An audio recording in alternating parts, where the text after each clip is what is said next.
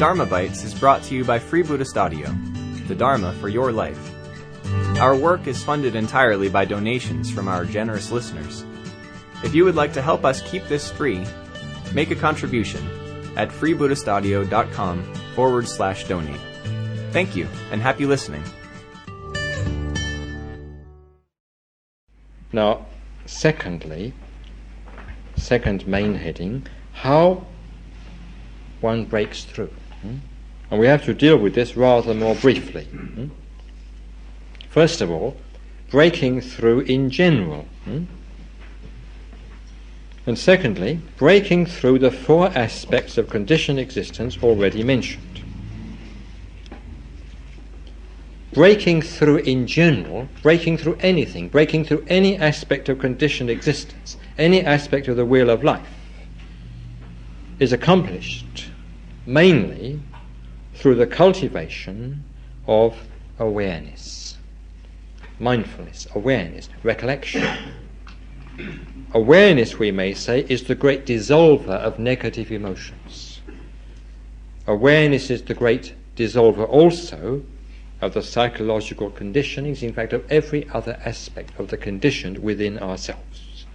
So much so that we may even say that there's no spiritual life without awareness.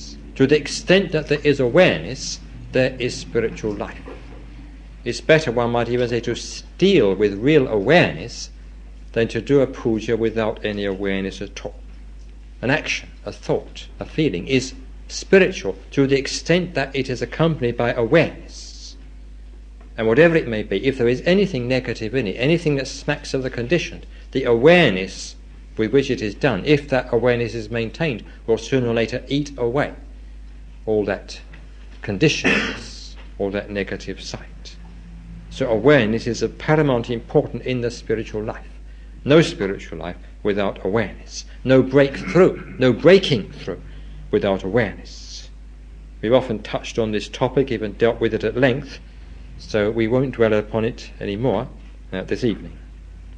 Breaking through is also accomplished by means of regular spiritual practice of one kind or another, whether it's puja, performing the sevenfold puja, making offerings and so on, whether it's meditation, whether it's just telling one's beads or giving dana regularly, because every time one practices, an effect is produced. The practice may be very little, may be very limited, but there is an effect. And if you keep up the limited practice, if it's regular, if it's daily, even hourly, or even weekly, there's something done, an effect. Something done again, an effect. Something done, an effect. In this way, the effects accumulate. They accumulate within in the form of what the Yogacara calls the good seeds. And if we keep up the practice, the regular practice, long enough, these good seeds, as it were, within us, these wholesome effects, will accumulate to a point of, as it were, bursting, and there will be a breakthrough. But of course, this way we must have patience. An example which is often given, which I've mentioned before, is that of the rock which was split with the 20th blow. Someone gave a great rock 19 tremendous blows, and the rock was just apparently as before. But with the 20th stroke, it split wide open into two halves. So the first 19 strokes were not useless. Without those 19, even though they didn't appear to produce an effect, the 20th could not have done its work. There was some effect from every one of those 19. So this is another way of breaking through, of keeping up these strokes, of regular practice, one after the other.